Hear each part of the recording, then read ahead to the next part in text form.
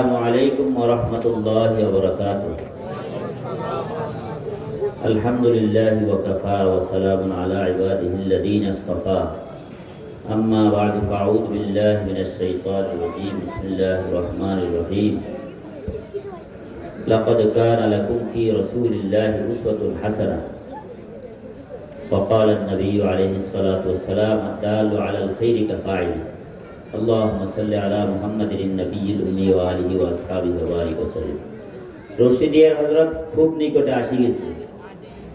আমাদের মাঝে এই কয়েক মিনিটের একটু উপস্থিত হবেন, কেউ উঠাউঠি না করি। আমি দুই একটা কথা বলার ইচ্ছা করছি, যেহেতু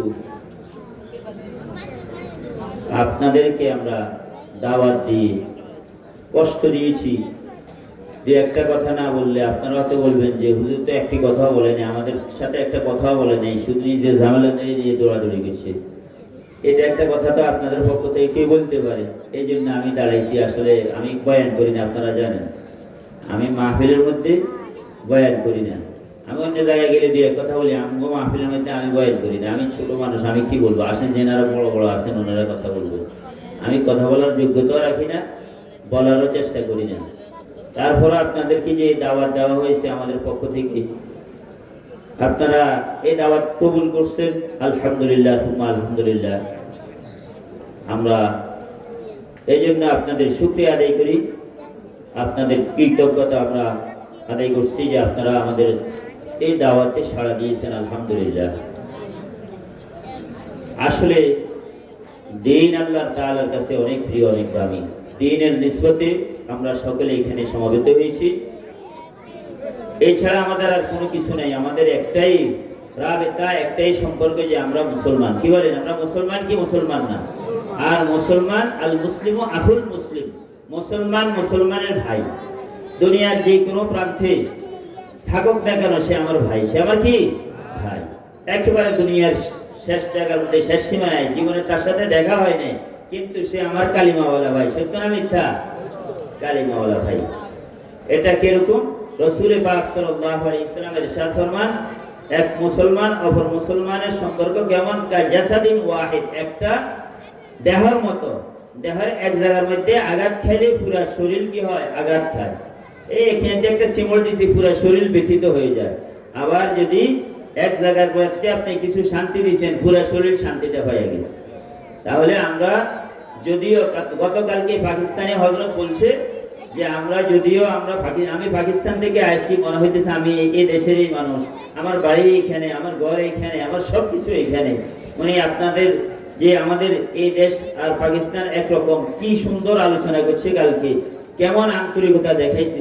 ঠিক আমরা মুসলমানেরাও এভাবে আমরা একে অপরের ভাই, একে অপরের কি করব? হার কাজের মধ্যে সহযোগিতা করব, সাহায্য করব, আমরা সৎ কাজের আদেশ করব, অসৎ কাজ থেকে বাধা দিব। এটা আমাদের দায়িত্ব। আপনারা এলাকাবাসী আসছেন, আমরা মাদ্রাসার মধ্যে আসি, আমরা মাদ্রাসার খাদেম হিসেবে আছি, আমরা খাদেম। আর আপনারা এই মাদ্রাসার নাম হলো, বলেন এই মাদ্রাসার নাম হলো কওমি মাদ্রাসা। এই মাদ্রাসার নাম কি ভাই? কওমি মাদ্রাসা। কওমি মানে জাতীয় মাদ্রাসা, মুসলমান জাতির মাদ্রাসা। এই মাদ্রাসাকে সংরক্ষণ করবে, এই মাদ্রাসাকে দেখভাল করবে পুরা মুসলমান জাতি। এই জন্য এটাকে কি বলা হয়? কওমি মাদ্রাসা। আর যেটা সরকারি মাদ্রাসা, ওটা সরকার তার তার খরচটাকে বহন করে ভাই, সরকার। আর এই দিনী প্রতিষ্ঠান, এটার ব্যয় বহন করে কারা? কওম, জাতি, মুসলমান জাতি এটা কি করে? ব্যয় বহন করে। এই জন্য এটাকে কওমি মাদ্রাসা বলা হয়। তাদের ছেলে সন্তানের দিন শিক্ষা দেওয়া, তাদেরকে ইলমে দিন শিক্ষা দেওয়ার দায়িত্ব এই আমরা যারা খাদেম আছি, আমরা তাদের দায়িত্ব নিয়ে থাকি। এই জন্য আমরা এই মাদ্রাসা বড়জুর রহমতুল্লাহি আলাইহি প্রতিষ্ঠা করে গেছেন। আজ 63 বছর পূর্তি হয়েছে। আমাদের মধ্যে একটা চিন্তা চেতনা, আমাদের নবীর হায়াত ছিল কত বছর? 63 বছর। এই 63 বছরের পূর্তি আমরা এখানে একটা সম্মেলন করার জন্য আলহামদুলিল্লাহ আজকে কয়েক মাস থেকে মেহনত ফিকির চলতেছে। এই 63 সালা দস্তারবন্দি সম্মেলন উপলক্ষে আমরা আলহামদুলিল্লাহ মাদ্রাসার সংস্কারমূলক অনেক কাজ করাইছি। এলাকাবাসী দেখতেছেন, আমরা এখানে মাদ্রাসার এই নুরানি ভবনটা, নুরানিগঞ্জে টিনের ঘরটা ছিল, এটা একেবারে ভাঙাচুরা জন্য শূন্য ছিল, গাছ পড়ে এরকম সব ভেঙে গেছে, বোর্ডিং ঘরটা ভেঙে গেছে। আমরা এই কাজগুলি সংস্কারমূলক কাজ করাইছি, এই সবচেয়ে বড় কাজ হলো আমরা সেখানে একটা পূর্ব সাইডে একটা টয়লেটের কাজ করাইছি, প্রায় 25 লাখ টাকার মতো শেষ হয়ে গেছে। এইখানে বড় একটা কাজ, এই কয়েক মাসের ভিতরে 2 মাসের ভিতরে এই কাজগুলো আল্লাহ তাআলা করাইছেন। আপনারা দোয়া করছেন, আন্তরিক হয়েছেন, আলহামদুলিল্লাহ এই কাজটা করা মোটামুটি শেষ পর্যায়ে। আমাদের ঋণী আছি আমরা, ঢাকায় সোমনি বাজার কয়েক দোকান থেকে, আমাদের এই যে ফার্পিটার দোকান থেকে, রড সিমেন্টের দোকান থেকে, কারেন্টের মালামালের দোকানে আমাদের ঋণ আছে। যিনারা দোকানদার, এখানে অনেক দোকানদার আছে যাদের আমাদের থেকে ঋণ পাবে, আমরা বলছি ইনশাআল্লাহ পাবেন। আপনারা আমাদের এই মাহফিলের আগে আগে যেন আমরা কাজটা ব্যবহার করতে পারি, শুরু করতে পারি, আপনারা আমাদের একটু মাল দিতে থাকেন। আলহামদুলিল্লাহ দিছে।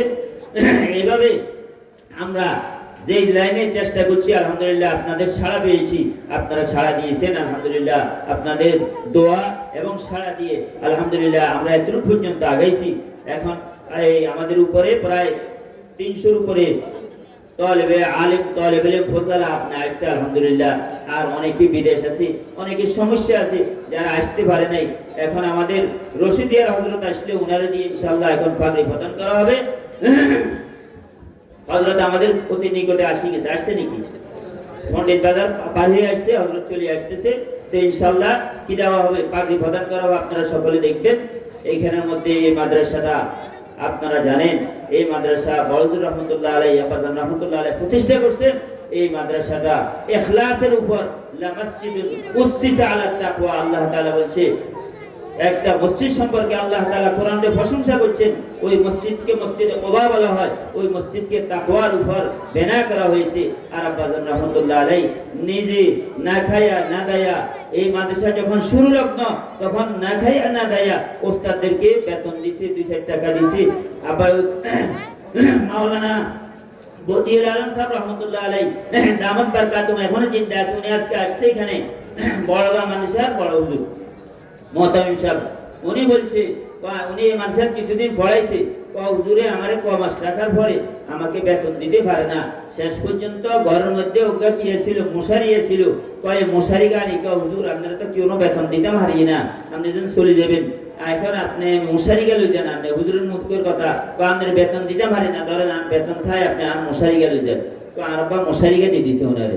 উনি নিচে না নিচে অবশ্য জানি না, কিন্তু মশারিকে দিয়ে দিছে, বেতন দিতে পারে না।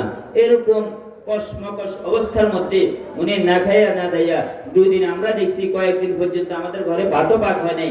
কিন্তু উনি এই প্রতিষ্ঠানের জন্য উনি কি করছেন, নিজে অবিচল থেকে এই প্রতিষ্ঠানের মধ্যে বসে জীবনে একটা ঘর সুন্দর করে করে নাই, কোনো শান-শওকত উনি চায় নাই, উনি ইখলাসের সাথে মাদ্রাসা রেখে গেছেন।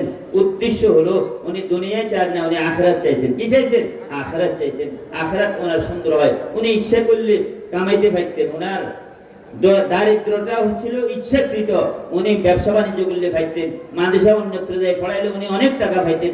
ওলামাদের মাদ্রাসার মধ্যে উনি পড়াইছেন, বাটিয়া মাদ্রাসা মোহতামিম ছিলেন, কিন্তু উনি সবকিছু বাদ দিয়া এই প্রতিষ্ঠানকে উনি মওত পর্যন্ত ধরে রাখছেন। আমাদের এই মাদ্রাসার ওস্তাদদের বেতন উনি হাদিয়া ফেলে ওস্তাদদের বেতন দিতে রেখে দিই, এত কষ্ট করে উনি এই প্রতিষ্ঠান গড়ে গেছেন। আজ এই প্রতিষ্ঠানকে আপনারা দিল থেকে মহব্বত করবেন, আপনারা ছাত্র দিবেন। আমাদের এখানে এতিম গরিব ছাত্র আছে, এখানে অনেক ছাত্রকে আমরা ফ্রি খানা এরকম কিতাবপত্র আমরা দিয়ে থাকি, চিকিৎসা দিয়ে থাকি, আমাদের কনসেশন করি অনেক, যাদের খাওয়ার মধ্যে 2-4-500 টাকা দিও, এরকম অনেক ছাত্র আছে 500 টাকা দিয়ে পুরা মাস 3 বেলা খায়, এরকম ছাত্র আছে। কি বলেন, 500 টাকা দিয়ে 3 বেলা খান, 1 মাস সম্ভব নেই বলেন তো? 500 টাকা দিয়ে 1 মাস পুরা মাস খাইতেছে, কোনোটা 700 টাকা দিয়ে পুরা মাস খাইতেছে। এইটা আর আমি আর একজন উস্তাদ সহ এই মাদ্রাসার কাজে সমনে গেছি গত পরশু, আমরা দুইজনে শুধু এই কদু আর ডাল দিবার খাইছি, আর আমরা 120